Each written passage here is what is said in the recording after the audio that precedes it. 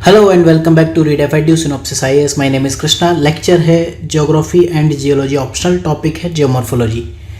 पहला टॉपिक आता है फंडामेंटल कॉन्सेप्ट्स, जिसमें आते हैं जियोलॉजिकल प्रोसेसेस। तो सोर्सेज हैं geomorphology by Savinder Singh, W D. Thornbury की principles of geomorphology, fundamentals of geomorphology R J. Huggett and some journals and research papers like JSTOR and कुछ इंडियन भी हैं। फ्री ऑप्शनल बुक समरी आपको इस वेबसाइट पर मिलेगी, लिंक डिस्क्रिप्शन में रहेगा। सविंदर सिंह की समरी चैप्टर वाइज आपको अवेलेबल होनी शुरू हो चुकी है। लक्ष्मीकांत की भी आप समरी फ्री डाउनलोड कर सकते हो। सिलेबस में अगर हम देखें तो ज्योग्राफी ऑप्शनल के सिलेबस में फैक्टर्स कंट्रोलिंग लैंडफॉर्म डेवलपमेंट है। दोनों ही बुक, चाहे वो डब्ल्यू.डी. थॉर्नबरी हो चाहे वो सविंदर सिंह हो, इन दोनों ही बुक में चैप्टर नंबर 2 है कॉन्सेप्ट्स इन जियोमॉर्फोलॉजी या फिर फंडामेंटल कॉन्सेप्ट्स इन जियोमॉर्फोलॉजी। जियोलॉजी ऑप्शनल में ये आता है जियोमॉर्फोलॉजी एंड रिमोट सेंसिंग में बेसिक कॉन्सेप्ट्स ऑफ जियोमॉर्फोलॉजी में। अगर हम रीडिफाइंड सिलेबस की बात करें तो ये पेपर 1 में ही आएगा, सेम टॉपिक है, यूनिट है जियोमॉर्फोलॉजी। रीडिफाइंड सिलेबस में हमने ज्योग्राफी ऑप्शनल को 15 यूनिट में कर दिया है, पेपर 1 और पेपर 2 की सिमिलर यूनिट्स मिक्स कर दिए हैं। अगर क्वेश्चंस देखो तो इस लेक्चर में हम डिस्कस करने वाले हैं the same physical processes and laws जो आज ऑपरेट करते हैं, हमेशा से वही ऑपरेट करते रहे हैं, बस इंटेंसिटी थोड़ी डिफरेंट है। तो इस तरह के जो स्टेटमेंट्स हैं, डब्ल्यू.डी. थॉर्नबरी ने 1959 में बुक लिखी थी प्रिंसिपल्स ऑफ जियोमॉर्फोलॉजी, ऑब्वियसली, जिससे मैं आपको बता रहा हूँ। तो इस तरह के लाइंस उन्होंने 9-10 कॉन्सेप्ट दिए हैं। 9 कॉन्सेप्ट्स हैं सविंदर सिंह में, प्लस 2 एक्स्ट्रा हैं डब्ल्यू.डी. थॉर्नबरी में। तो ये 11 कॉन्सेप्ट में से मैं 3 आपको पढ़ा चुका हूँ, this is the 4th one. तो ये डब्ल्यू.एम. डेविस का भी है। इसके बाद short note on geomorphic process, सीधे सीधे आप ये देखोगे ये लाइंस पूछे हुए हैं। प्रेजेंट डे लैंडफॉर्म्स बेयर मोर कॉम्प्लेक्सिटी देन सिंप्लिसिटी, ये हो गया। देन इसके बाद सीधे सीधे इन्होंने लाइंस पूछी हुई हैं। ये वाला चैप्टर 1 में है, दोनों ही बुक में। अमेरिकन स्कूल नया क्वेश्चन अगर पूछेगा तो यूरोपियन स्कूल पूछ सकता है, अदरवाइज ये क्वेश्चन रिपीट करेगा। तो जो समरी है वहाँ पर सविंदर सिंह की बुक को, जो कि 652 पेजेस की है, 652 पेजेस की बुक को हमने 200 पेजेस के आसपास, 197 पेजेस में आपके लिए फ्री अवेलेबल कराने की कोशिश की है, और ये आपको चैप्टर बाय चैप्टर मिलती रहेगी। तो जो एग्जाम पॉइंट ऑफ व्यू से इंपॉर्टेंट है वो हम देखेंगे। इंट्रोडक्शन की बात करें, जियोलॉजिकल प्रोसेस से स्टार्ट करते हैं, बट बिफोर इंट्रोडक्शन इस कोर्स के बारे में अगर आप देखना चाहो तो दिस इज सिनॉप्सिस आईएएस। आप रजिस्ट्रेशन जाओगे ऑप्शनल क्लासरूम में, geography optional test series and foundation course, means classroom और टेस्ट सीरीज दोनों ही हैं।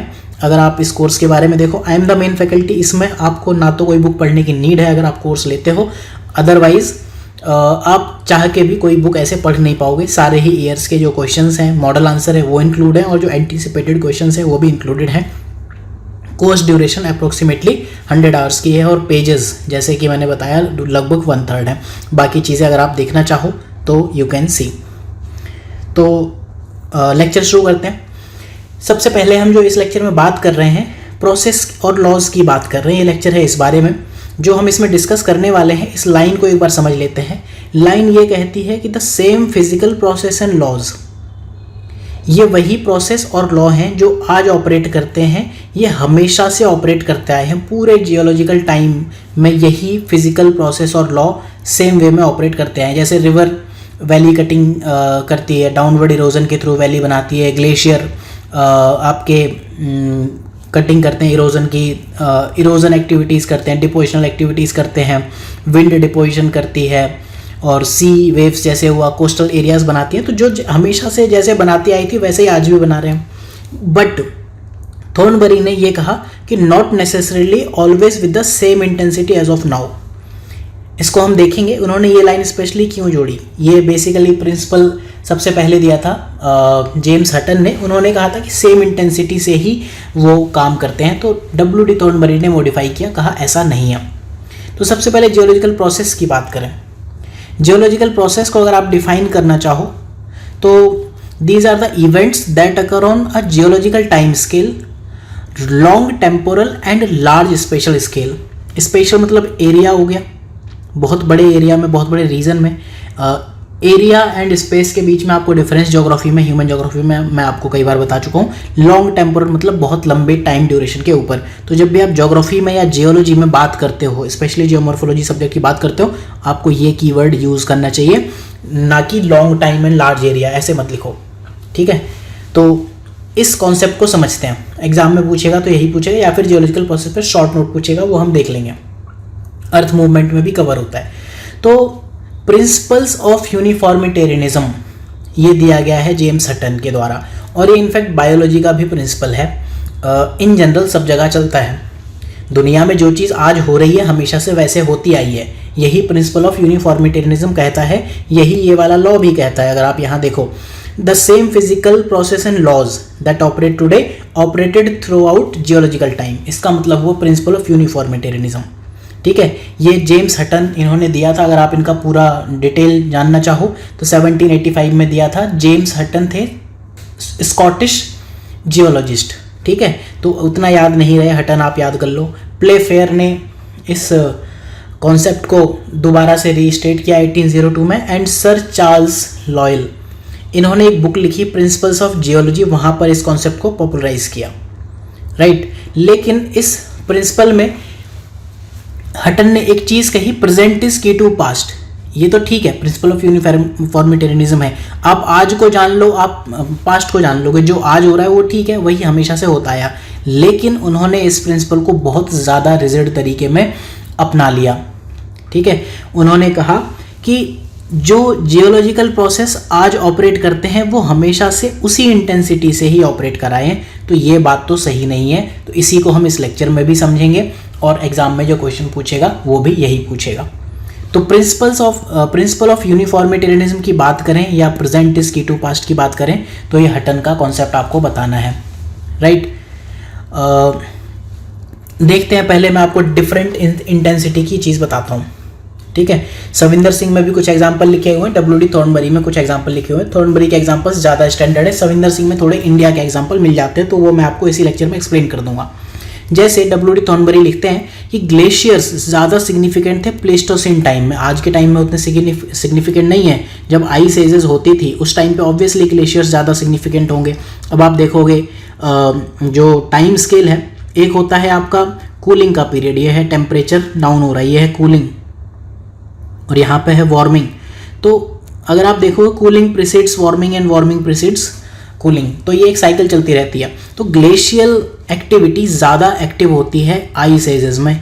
जैसे एग्जांपल के लिए प्लेस्टोसिन, आज के टाइम में उतना नहीं है, आज के टाइम में ग्लोबल वार्मिंग का टाइम है, आज हम कहीं इस जगह पर हैं, फिर धरती और ज़्यादा वार्म होती जाएगी, फिर उसके बाद कूलिंग की तरफ जाएगी। सेम वे में वर्ल्ड क्लाइमेट जैसे आज हैं वैसे हमेशा से नहीं है। कॉन्टिनेंटल ड्रिफ्ट थ्योरी को पढ़ने का पर्पस भी यही था। और वर्ल्ड क्लाइमेट का अगर आप एग्जांपल देखो तो ऐसे एरिया जो आज ह्यूमिड है वो कभी डेजर्ट रहे हैं, और जो कभी डेजर्ट हैं वो आज ह्यूमिड है। जो आज डेजर्ट हैं वो कभी ह्यूमिड थे। इसका अगर आप एग्जांपल देखना चाहो सेकंड लाइन का, तो इसका एग्जांपल है ब्रिटेन। इसको अगर आप देखो, ब्रिटेन आज की डेट में एक टेम्परेट जोन है, ठीक है, लेकिन वहाँ पर कोल मिलते हैं, राइट। ब्रिटेन कैसा एरिया है, ड्राई डेजर्ट हो गया या टेम्परेट जोन है, ड्राई जोन है, ठीक है, ड्राई एरिया है। लेकिन कोल जब मिलेगा ब्रिटेन में तो उसके लिए क्या चाहिए, ह्यूमिड कंडीशन, क्योंकि कोल बनता है आपका बड़े बड़े जो पेड़ हैं जो ह्यूमिड इक्वेटोरियल क्लाइमेट में पाए जाते हैं, जब वो पेड़ जमीन में चले जाते हैं उससे आपका कोल बनता है। तो ब्रिटेन जो आज आपका ये ड्राई डेजर्ट है वो किसी टाइम पे ह्यूमिड था, और ये एक्टिविटी जो कोल मिलता है इससे साफ जाहिर होती है। इसका मतलब कुछ ना कुछ चेंजेस हुए हैं। इसी तरह से आप इंडिया में देखो, जहाँ तालचर TALCHAR, जहाँ तालचर कोल सीम है, वहाँ पर आप देखोगे कि तालचर कोल सीम के ठीक नीचे, सपोज ये कोल सीम है, उसके नीचे आपको ग्लेशियर बोल्डर्स वगैरह मिले हैं, ठीक है, ग्लेशियल एक्टिविटी आपको मिली है। तो आज की डेट में आप देखो उड़ीसा ऐसा ही दिखता है, लेकिन किसी टाइम में उड़ीसा आपका टेम्परेट जोन में रहा होगा, आज वो ह्यूमिड जोन में है, ठीक। इसी तरह आप अगर और एग्जांपल्स देखो, क्रिस्टल इंस्टेबिलिटी के पीरियड बीच बीच में क्रिस्टल स्टेबिलिटी से सेपरेट होते रहे हैं। जैसे क्रिस्टल इंस्टेबिलिटी के लिए बेस्ट एग्जांपल्स आप देख सकते हो, कॉन्टिनेंटल ड्रिफ्ट हो गया, प्लेट टेक्टोनिक हो गया, माउंटेन बिल्डिंग हो गया, ठीक है। माउंटेन बिल्डिंग, इसका एग्जांपल आप देखते हो, हिमालय की 3 रेंज दिखती हैं आपको, ठीक है, greater Himalaya, then middle Himalaya, then Shivaliks. तो ये जो बीच की एक्टिविटी है ये डिफरेंट है, ठीक है। इसी तरह से वर्ल्ड वाइड अगर आप देखो, प्री कैम्ब्रियन कैलेडोनियन, ये वाले पीरियड्स हैं माउंटेन बिल्डिंग के अलग हैं, हालांकि ये लाइन डिस्प्यूटेड है, लेकिन फिर भी बीच बीच में रिलेटिव स्टेबिलिटी आती रही है। एक ऐसा टाइम था जब वल्केनिज्म ज़्यादा एक्टिव था क्रिटेशियस पीरियड में। दुनिया भर में अगर आप देखो जो बेसाल्टिक लावा है, बेसाल्टिक लावा वो आपका क्रिटेशियस पीरियड का दिखता है, ठीक है। इंडिया में भी जो डेक्कन लावा है वो भी क्रिटेशियस पीरियड का लावा है। तो इस तरह से आपको एग्जांपल्स दिखते रहेंगे लगातार। कुछ और एग्जांपल्स भी हम साइट कर सकते हैं जिससे हम ये बता सकते हैं कि जियोलॉजिकल प्रोसेस की इंटेंसिटी हमेशा वेरी करती आई है। तो इस तरह से हम पार्ट 1 इसका जस्टिफाई करेंगे। लेकिन सेम फिजिकल प्रोसेस भी है, जो कॉन्सेप्ट है उसमें दो चीज़ें, physical process and law same है एंड इंटेंसिटी डिफरेंट है। तो हमने एक पार्ट में तो डिफरेंट इंटेंसिटी की बात की, अब हम बात करेंगे सेम फिजिकल प्रोसेस की। तो हम ऑलरेडी कुछ एग्जांपल्स दे चुके हैं, कुछ एग्जांपल जो मैंने आपको लेक्चर के स्टार्टिंग में दिए थे, कुछ और एग्जांपल बताना चाहूँगा। There is no reason to believe that stream did not cut valleys, जैसे वो आज कट करते हैं वैसे हमेशा से करते हैं, headword erosion and down cutting. काफ़ी आपको वैली ग्लेशियर के एग्जाम्पल दिखेंगे, ठीक है। तो जिस तरह से प्लेस्टोसीन पीरियड में होते थे उसी टाइम पे आज भी हैं, तो ऐसा कुछ नहीं है कि वो कोई दूसरी तरह से different and they behaved any differently. Wind जो आपके जुरासिक टाइम्स में, जैसे फॉर एग्जांपल नवाजो सैंडस्टोन उन्होंने बनाया था, तो जिस तरह से उस टाइम पे बनाया था उसी तरह से आज बनाया। दे ओबे नो डिफरेंट लॉज, जैसे विंड मूवमेंट आज होते हैं वैसे ही हमेशा होते आए हैं। ग्राउंड वाटर आपका जैसे लाइमस्टोन या कास्ट टोपोग्राफी में सॉल्यूशन पासवेज बनाती आई है आज के टाइम में, ऐसे ही हमेशा बनाती थी। सरफेस डिप्रेशन जैसे सिंक होल हो गया, उवाला हो गया, ये सारी चीज़ें जो हम कास्ट टोपोग्राफी में पढ़ते हैं वो पर्मियन और पेनिनसिल्वियन पीरियड के टाइम पे भी वैसे ही बनाते थे जैसे कि आज बनाते हैं। तो बेसिकली इस लेक्चर में आपको या इस क्वेश्चन में आपको एग्जाम्पल्स रटने की नीड है। इस क्वेश्चन को आप एग्जाम्पल से जस्टिफाई करोगे। अब इस क्वेश्चन के आंसर लिखते हुए आपको 2-3 चीज़ें ज़रा ध्यान रखनी है। जब आप सविंदर सिंह पढ़ोगे उसमें पेज नंबर 24-25 पर जो उनकी जियोमॉर्फोलॉजी बुक है उसमें ये पूरा दिया हुआ है कॉन्सेप्ट। वहाँ 2 चीज़ें एक्स्ट्रा दी हुई हैं, वो मैं आपको टर्म बता देता हूँ वो टर्म क्या लिखी हुई है, लेकिन उनका आंसर आपको इस क्वेश्चन में नहीं लिखना है। एक टर्म दी हुई है orderliness of nature, ORTERLI, orderliness of nature, एक टर्म तो ये दी हुई है। एंड दूसरी टर्म उन्होंने दी हुई है, एक लाइन दी हुई है, no wastage of beginning, no prospect of an end. तो ये 2 लाइंस लिखी हुई हैं, एक है orderliness of nature and second line है ये। तो इन लाइंस को हम समझते हैं। पहली चीज़ है ऑर्डरलीनेस ऑफ नेचर। हटन ये कहते हैं जो डिफरेंट इंटेंसिटी है वो एक ऑर्डर्ड पाथवे, ऑर्डर्ड कोर्स हमेशा फॉलो होता है उसमें। नेचर इवॉल्व्स इन ऑर्डरली कोर्स, रैंडम वे में नहीं होती है। नेचर कोहेरेंट है, सिस्टमेटिक है, रीजनेबल है। जैसे उन्होंने कहा डिस्ट्रक्शन होता है उसके बाद कंस्ट्रक्शन होता है।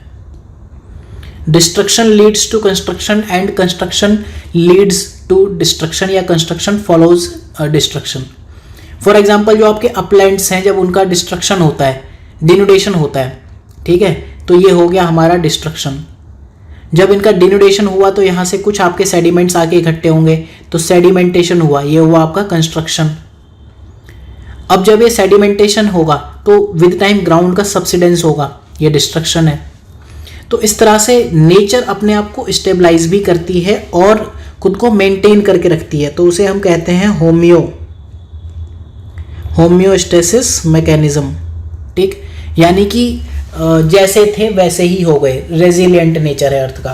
तो एक तो ये ऑर्डरलीनेस ऑफ नेचर है, इसको आपको जब ये क्वेश्चन पूछा जाए ऑर्डरलीनेस ऑफ नेचर तभी आपको लिखना है।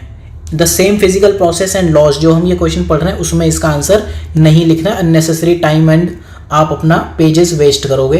दूसरा कॉन्सेप्ट है जो जेम्स हटन का कॉन्सेप्ट है, उन्होंने कहा कि धरती जो है एक साइक्लिक नेचर में इवॉल्व हुई है, लेकिन हमें नहीं पता कि वो साइकिल कब स्टार्ट होगी और कब खत्म होगी।